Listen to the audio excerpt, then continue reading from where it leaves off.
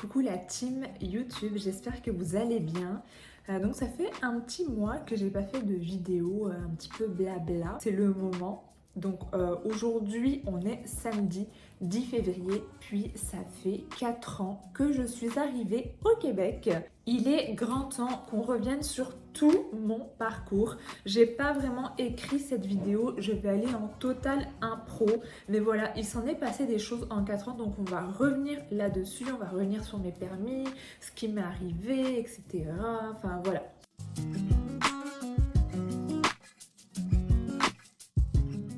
Avant quand même de commencer cette vidéo, je fais une petite présentation pour les personnes qui me découvrent.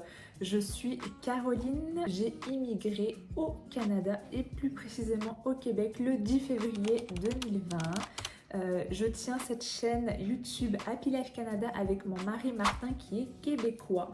Donc vous allez pouvoir retrouver un petit peu de tout, des vidéos surtout très humoristiques entre nos différences de couple, des vlogs sur nos voyages, sur des randonnées, sur la découverte du Québec, mes petites histoires d'expatriés dans ce merveilleux pays. Bien sûr, nous ne sommes pas que sur YouTube, on est sur TikTok, sur Instagram, sur Facebook.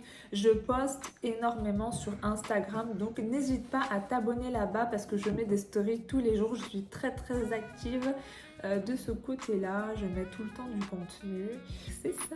Petite parenthèse avant de commencer cette vidéo. Ma coupe de cheveux est très spéciale, j'en suis désolée d'avance. J'ai voulu me faire une frange, puis j'assume totalement pas ma frange. Donc j'essaie de mettre des barrettes, vous voyez elle est là. J'essaie de la cacher comme je peux, voilà, de la coiffer. On essaie de faire quelque chose de sympa en attendant que ça repousse, mais pour le moment c'est vraiment une catastrophe. Donc on va essayer juste de mettre des barrettes et puis on va faire comme si elles n'existaient pas. C'est des expériences de vie, il faut assumer, c'est tout, puis ça va bien se passer. Donc voilà, reprenons depuis le début. Je rêvais en fait de changer de pays depuis super longtemps. Désolée si vous entendez mâchouiller, c'est mon bulldog français qui est juste derrière.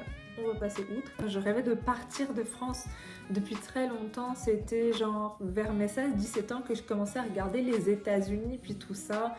J'ai pas eu une très belle adolescence. J'ai été victime de beaucoup d'intimidation, de méchanceté gratuite. J'ai eu du harcèlement psychologique pendant des années qui s'est d'ailleurs arrêté très tard. Enfin bon, c'était un autre sujet. Mais voilà, je me sentais plus à ma place et je me sentais vraiment triste dans l'univers dans lequel je baignais et ce n'était pas pour s'arranger de mes situations amoureuses parce que j'étais vraiment avec la mauvaise personne, puis je quittais une autre personne pour une mauvaise personne, puis le schéma se répétait, j'attirais le négatif, j'étais entourée de négatifs, ma vie était un chaos. J'ai quand même eu des bons moments, mais dans l'ensemble, j'ai pas été gâtée. Donc, je voulais m'enfuir. Je pensais aux États-Unis, comme je vous l'ai dit avant, mais voilà, je parle très mal anglais. Puis les visas m'avaient l'air un peu compliqués, donc j'ai laissé ça de côté.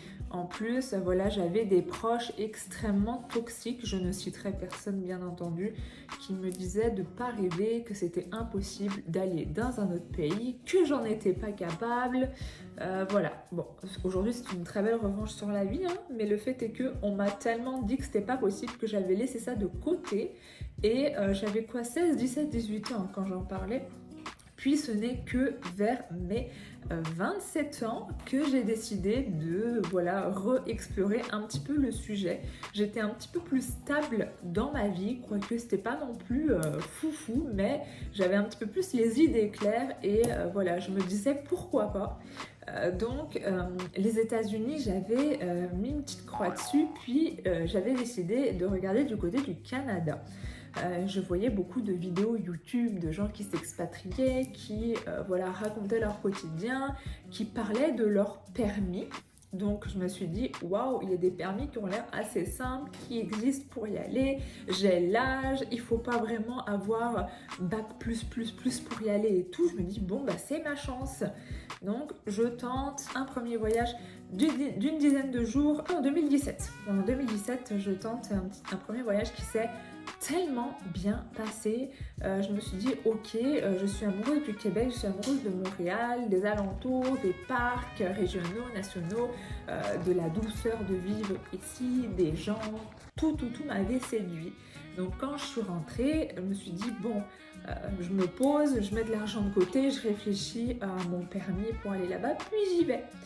Donc voilà, une année s'est écoulée, puis en 2018, j'ai commencé à y repenser, etc. Puis c'est en 2019 que je me suis inscrite dans les bassins du PVT. Le PVT, c'est quoi? C'est un permis vacances-travail. C'est un tirage au sort et tout le monde peut y participer. Il faut juste que tu aies entre 18 et 35 ans. Pour les Français, pour les Belges, c'est 18-30 ans. Donc, wow, top! Un permis qui me permet d'être en vacances et de travailler en même temps, de pouvoir aller n'importe où au Canada, de pouvoir travailler pour n'importe quel employeur, c'est un peu le Graal. Donc j'ai décidé de me mettre dans les bassins. À l'époque, donc il y a 4 ans, mon ex s'est mis dans les bassins aussi, mon petit frère qui venait d'avoir 18 ans, ma soeur, son conjoint, et voilà, ma petite nièce, elle, on va pas la compter parce qu'elle était rattachée automatiquement, mais en gros c'était un peu comme frère et sœur conjoint ex qui étaient là-dedans. Puis le fait est qu'on a tous été tirés au sort. Donc super nouvelle pour tout le monde allait pouvoir partir tranquillement. Moi je sais que je me suis inscrite au bassin au tout début, genre c'était comme novembre, quelque chose comme ça, puis j'avais été tirée au sort en mai parce qu'ils avaient remis genre plein de places. Je désespérais parce que ça n'arrivait pas. Je vous rappelle que c'était un tirage au sort, donc soit t'es tiré au sort, soit t'es jamais tiré au sort. Il y a des gens, ça fait 4-5 ans qu'ils sont dans les bassins, il n'y a rien à faire. Ça c'est toi et ta chance. Donc c'est ça, j'ai eu de la chance. Après, quand j'ai su qu'en mai, j'étais tirée au sort, j'ai commencé à vendre mes affaires, à tout préparer. Je suis partie, donc c'était en mai et j'étais partie en février 2020. Du coup, voilà, ça fait 4 ans. J'étais partie en février 2020, donc j'ai eu quelques mois pour tout préparer, vraiment, voilà, me conditionner, prendre... J'avais 4 chats aussi à l'époque, donc j'ai dû appeler... la compagnie d'avion pour déclarer mes 4 chats sur le vol. J'avais pris en bagage à main. On était 4 du coup pour y aller. J'avais loué un Airbnb. Je me rappelle, il était à Carignan. C'est sur la rive sud de Montréal. J'avais loué une voiture au préalable. Le Airbnb, c'était 3 semaines. La voiture, je l'avais gardée 2 semaines parce qu'après, on en avait acheté une. Puis, on avait aussi, parce que en tout cas, on avait loué une voiture et on avait pris un Uber en fait parce que genre on avait tellement de bagages et tout que c'était pas possible. Donc le Uber, j'ai pu l'appeler tranquillement à l'aéroport. Il a été compréhensif, il a pris mes chats et tout. Alors qu'en France, c'était pas facile de faire monter des chats dans un Uber. Mais c'était un autre projet. Donc c'est ça, voilà, tout s'est bien découpillé. Mon arrivée c'est hyper bien fait. Mon Airbnb de 3 semaines m'a permis de faire mes papiers, ouvrir mon compte en banque, changer de numéro de téléphone, faire mon numéro d'assurance sociale, genre tout bien m'installer pour pouvoir trouver un logement. Franchement, j'ai eu une arrivée de rêve, tout s'est trop bien déroulé. Je suis arrivée donc en février, donc je me rappelle que le froid était saisissant, j'avais pas ressenti de ma vie un froid comme ça sur mes joues. Je fais wow, j'avais 7 heures de vol. Arrêtez de vous chamailler. J'avais 7 heures de vol dans la tronche, quoi, plus toutes les péripéties qui s'étaient passées avant. Puis voilà, il faisait froid, j'en avais marre. Et c'était une très belle expérience parce que c'était très beau, il y avait plein de neige de partout et tout le monde était très gentil. Donc ça s'est bien déroulé. Je rappelle quand même que l'expatriation, l'immigration, appelez ça comme vous voulez, les deux se disent je veux rien savoir sur ça. Ce n'est pas fait pour tout le monde. Moi, la mienne, c'est relativement bien passé. Voilà, j'ai tout ouvert mes affaires et tout. J'ai pu chercher un travail rapidement. Mais je rappelle que, en plus, c'était juste avant la Covid. Tout commençait à fermer. Je rappelle que, voilà, il y a des gens, des Français qui arrivent ici, puis que eux, ils y arrivent pas. Genre, la famille leur manque, ils ont le mal du pays, ils s'y retrouvent pas. Puis, voilà, ils sont vraiment pas contents et ils repartent. Puis, c'est bien correct, il faut de tout. Pour faire un monde, il faut des gens à qui s'appeler, des gens à qui s'appeler pas. C'est pas l'Eldorado, mais en tout cas, pour moi, c'est mon Eldorado. Donc, comme je vous ai dit, la première année que je suis arrivée, j'ai trouvé un travail. Donc, je me suis laissée vraiment 3 mois pour kiffer, faire des randonnées, visiter. J'avais mon appartement que j'avais trouvé en 3 semaines. Ma job, je l'ai trouvé en 3 mois. Donc, j'ai été dans un CHSLD, SLD, en pleine pandémie. Et c'est là d'ailleurs que j'ai rencontré mon mari Martin. Ils m'ont pris tout de suite parce qu'ils avaient cruellement besoin de personnel. Je m'occupais des personnes âgées. Donc c'était pas vraiment comme préposé aux bénéficiaires qui est aide-soignante en France. C'est plus genre tu les nourris, tu leur fais des activités, voilà, tu t'occupes d'eux, tu réponds à leurs besoins. C'était vraiment plus loisir, on va dire, qu'autre chose. Donc je suis restée 1 an et demi, il me semble. Tu fais ça, un décor de marbre là, toi, Graine. Ben oui, mais c'est là où... Demande pas, moi, ici, même pour peinturer le mur. C'est pas grave, on est en plein travaux, ok? On est en plein travaux. Non, c'est juste moi. Non, mais déjà, ils doivent s'occuper de regarder ma frange catastrophique, donc ils vont pas regarder le mur. Là, tu devrais regarder ton cul, ça va bien. Bon, en tout cas... Ça va être catastrophique. Et voyons. En tout cas, il a pété. Oh, c'est moi. Ce chien pue le caca. Ah ouais, Non, ce chien pue le caca. Je sais l'odeur. plus où j'en étais, oui. elle te reconnaît l'odeur, pauvre chien. Je suis restée 1 an et demi où j'ai rencontré ce gros débile là. Non, chien. Je t'aime bébé. Je suis restée 1 an et demi dans l'entreprise, dans le CHSLD, ça s'est super bien passé. J'étais avec les personnes âgées, puis après je suis allée dans les bureaux, j'ai voulu voilà, monter un peu en grade, donc je m'occupais de la liste d'appels. Puis entre-temps, on avait nos réseaux sociaux avec Martin qui commençaient à fonctionner de plus en plus. Donc je rappelle que moi dans la vie, je suis créatrice de contenu. Donc on avait des offres, des propositions, des contrats, il fallait de plus en plus poster, etc.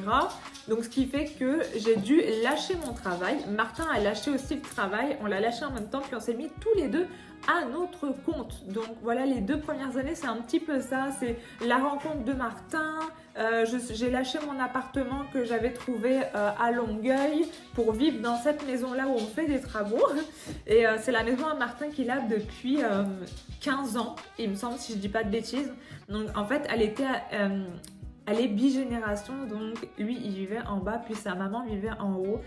Donc c'est ça, on fait plein de travaux, on essaie vraiment de la remettre au goût du jour pour qu'on puisse être épanoui dedans. C'est la reprise de la maison, les travaux, on a commencé à voyager aux États-Unis aussi. Là ça fera la 3e fois qu'on va en Floride, on s'est complètement lâché. Mon permis, on va revenir là-dessus parce que là ça part un petit peu dans tous les sens. Je vous dis, j'ai pas écrit ni rien, donc genre c'est ça, on blablate en gros. J'avais le PVT valable 2 ans. C'est valable 2 ans, je l'ai eu donc de 2020 à 2022. Puis vu qu'avec mon cher mari, nous nous sommes mariés au bout de 5 mois, il a pu se proposer à être mon parrain. Donc ça fait que à la fin de mon PVT, on a lancé la résidence permanente et j'ai eu un permis ouvert. En fait, pour attendre la résidence permanente. Petite parenthèse, je ne sais pas pourquoi l'immigration a complètement pété un câble. Les délais pour traiter les demandes de parrainage étaient passés genre à 27 mois.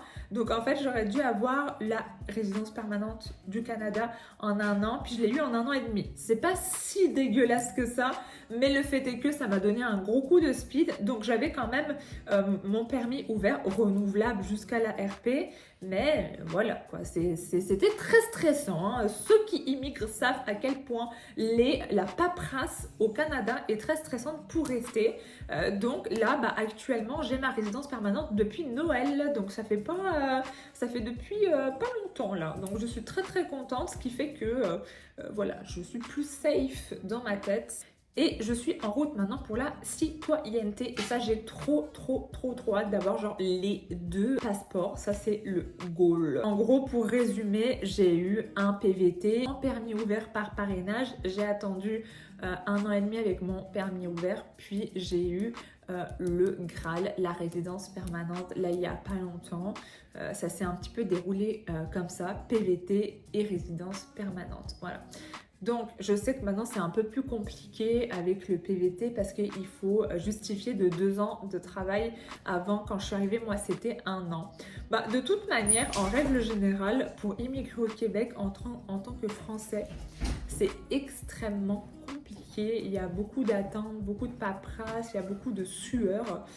Mais voilà, rien n'est impossible. Mais voilà, le Canada est grand, vous n'êtes pas obligé d'aller au Québec. Il y a genre, ça va le caca? Il y a genre plein d'endroits.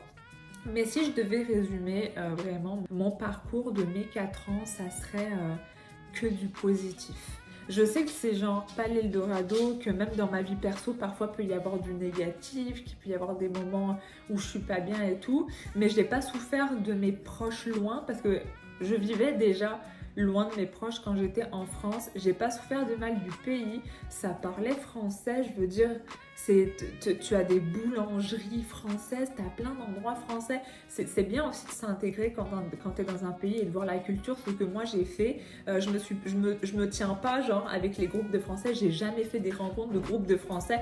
Moi vraiment, bah regardez, je suis allée direct avec un Québécois. Je vous rappelle quand même que quand je suis arrivée ici avec mon ex, mais ça ne se passait pas bien depuis très longtemps, donc on s'est quitté au bout de quelques mois, puis après j'ai rencontré Martin, on s'est mariés, coup de foudre et tout, j'ai emménagé dans sa maison, puis là maintenant on en est à là. Mais en gros c'est ça, j'ai pas d'ombre à mon tableau, j'ai pris chaque expérience très bien, j'ai été vraiment très contente de tout. Pour moi ça s'est merveilleusement bien passé et d'ailleurs je le dis souvent, je trouve que j'ai une vie de rêve.